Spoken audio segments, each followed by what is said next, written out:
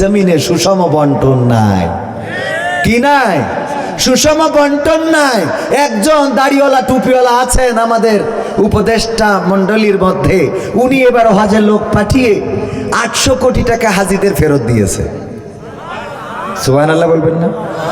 মানে 800 কোটি টাকা বেঁচে গেছে, এটা হাজিদের দিয়ে দিয়েছে। তাতে করে বোঝা গেল যে এরকম দাড়িওয়ালা টুপিওয়ালা যদি সব মানে উপদেষ্টা পরিষদে সব সেক্টরে থাকতো, সব মন্ত্রণালয়গুলোতে থাকতো, তাহলে রাস্তা করে যেই বলতো এই 300 কোটি টাকা থেকে গেছে।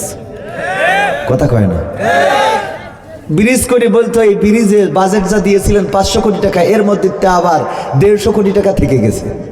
কিন্তু উপদেষ্টা মন্ডলীর মধ্যে এমন এমন লোক রয়েছে মন্ত্রণালয় চালায়, ব্রিজে লাগবে 300 কোটি, ও দাবি করে বসে আছে 500 কোটি লাগবে। এরপরে আবার সে 500 কোটি মাইরিয়ে খেয়ে আবার কয় ব্রিজ অর্ধেক হয়েছে, এখন অর্ধেক বাকি। বলে না? বলে না? আপনারা পুকুর চুরির খবর জানেন? পুকুর চুরি বলে না অনেকেই? এই পুকুর চুরির গল্প আমরা তো খালি শুনি যে পুকুর চুরি, যেমন আমরা শুনি ঘোড়ার ডিম, শুনি না? বাস্তবে কি দেখেছি? তো পুকুর চুরি এটা কিন্তু অনেকেই জানে না যে পুকুর চুরি কি, খালি বলে যে পুকুর চুরি করেছে। এই পুকুর চুরিটা আসলে কেমন আমি আপনাদের এটা বলেই আলোচনায় যাব। সেটা হলো, একবার এক সচিব চেয়ারম্যান মহোদয়কে বলল, চেয়ারম্যান মহোদয়, আমাদের কাউন্সিলের পিছনে যে জায়গাটা আছে খোলা জায়গা, এখানে একটা পুকুর করলে হয় না? তা বললো তা তো হয়, তাহলে একটা চিঠি দেন উপজেলা ইউএনও বরাবর যে আমরা একটা পুকুর করব আমাদের কাউন্সিলের পিছনে, আপনি একটা বাজেট দেন। তো বাজেট একটা দিয়েছে, দিলে মোটামুটি বাজেট এসেছে 20 লাখ টাকা পুকুর খনন করার জন্য। তো সচিব ওই 20 লাখ টাকা নিয়ে মোটামুটি নিজের মতো করে র্যাম ড্যামে চলতেছে, পুকুর আর খনন করে না। চেয়ারম্যান সাহেবের বললো, চেয়ারম্যান সাহেব আসলো, আসার পরে বলতেছে যে চেয়ারম্যান বলতেছে কই পুকুর তো খনন করো না। কয় চেয়ারম্যান সাহেব পুকুর তো মোটামুটি কাজ হয়ে গেছে, আপনি দেখতে পাচ্ছেন না? কয় না দেখি না তো। তো বললো এই যে হাতে নেন, এটা দেখেন তো দেখা যায় কিনা। হাতে 2 লাখ দিয়েছে, দিলি। কয় হ্যাঁ পুকুর তো দেখা যায়, হ্যাঁ এখানে তো ভালো, এই যে পুকুর সুন্দর হয়েছে, 2 লাখ। তো বললো উপর থেকে তদন্ত আসলি? কয় তদন্তেরও দেখাই দিবানে।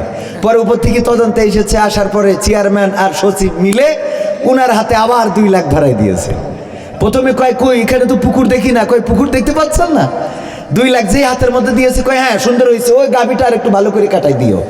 তো বললো এই পুকুরে তো মাছ ছাড়তে হবে, এই পুকুরের মাছের খাবার কিনতে হবে, আপনি আরেকটা বাজেট দিয়ে দেন। আবার সরকার থেকে একটা বাজেট দিয়েছে, দেওয়ার পরে উনি আবার এসেছে পরিদর্শনে, এসে বলল কই সেই মাছ কই, খাবার কই? তো কয় দেখা যায় না, হাতের মধ্যে 2 লাখ টাকা যাই মেরে দিয়েছে। কয় দেখা যায়, হ্যাঁ ওই মাছটা তো অনেক বড় হয়েছে, মাশাআল্লাহ এই মাছটা তো খুব, এই লাল মাছটা কোথা থেকে এনেছেন, ইত্যাদি ইত্যাদি ইত্যাদি ইত্যাদি। এইভাবে নিতে থাকলো আর নিতে থাকলো। এরপরে যখন চেয়ারম্যান চেঞ্জ হয়ে গেল, নতুন চেয়ারম্যান আসার পরে বলতেছে এই যে ফাইলের মধ্যে পুকুরে মাছের খাবার, এত বাজেট, সেসব কই? কয় চেয়ারম্যান সাহেব পুকুর তো ওই চেয়ারম্যান কেটেছিল, এখন আপনি চেয়ারম্যান এটা বুঝাইতে হবে। কি করতে হবে? আপনি বুঝাইতে হবে। কেমনে বুঝাইতে হবে? হাতের মধ্যে কিছু টাকা দিয়েছে, দিয়ে কয় এই যে পুকুর কি দেখা যায়? কয় হ্যাঁ। কয় এই পুকুর বোঝানোর জন্য এখন বাজেট আনতে হবে। পুকুর বোঝানোর জন্য কি আনতে হবে? ইউএনও বরাবর আবার চিঠি করেছে যে আমাদের কাউন্সিলের পিছনে যে পুকুর, এই পুকুরটা রাখার দরকার নেই, এটা মানুষের ক্ষতি করতেছে, এখানটা আমরা আবার বোঝাবো, এই জন্য অনেক মাটির প্রয়োজন, এই মাটি কিনতে 20 লাখ টাকা লাগবে। পুকুর চুরি কি বুঝতে পারিছেন? আবার 20 লাখ টাকার বাজেট আনলো, আইনে ইরাই ভাগ করে নেলে। সচিব এসে দেখি কয়, পরিদর্শনে এসে কয় না বোঝানো হয়েছে, সুন্দর হয়ে গেছে, এর মধ্যে পুকুর নেই। বাজেট আসলো কত? পুকুর কাটা, মাছ ছাড়া, মাছের খাবার, আবার ওইটা বুঝাইনো। পুকুর চুরি কি বুঝতে পারিছেন? বাঁচড়ার জায়গায় বাঁচড়া থাকলো, মাঝখানে আমার সিরাজুল ভাই কিছু টাকা পাইলো, আমি কিছু পাইলাম, আমাদের প্রিন্সিপাল কিছু। কথা কি বোঝা গেছে? এই হলো পুকুর চুরি। এইভাবে পুকুর চুরি করে।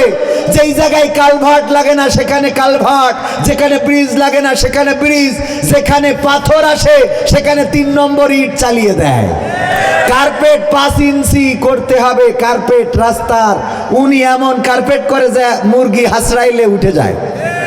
পরিদর্শনে যে আসে উনি কয় এখানে তো 5 ইঞ্চি কার্পেট হওয়ার কথা, আপনার এত দেখছি 1 ইঞ্চিও না। কয় 5 ইঞ্চি আপনি দেখতে পাচ্ছেন না? পরে উনার হাতে যেই 2 লাখ ধরাই দেয়, কয় না ঠিক আছে 5 ইঞ্চি তো। হাতে টাকা পাইলে কয় ইঞ্চি? এই জন্য সুষম বন্টনের জন্য দাড়িওয়ালা টুপিওয়ালাদের দরকার আছে না নাই? তাই আমি বলেছি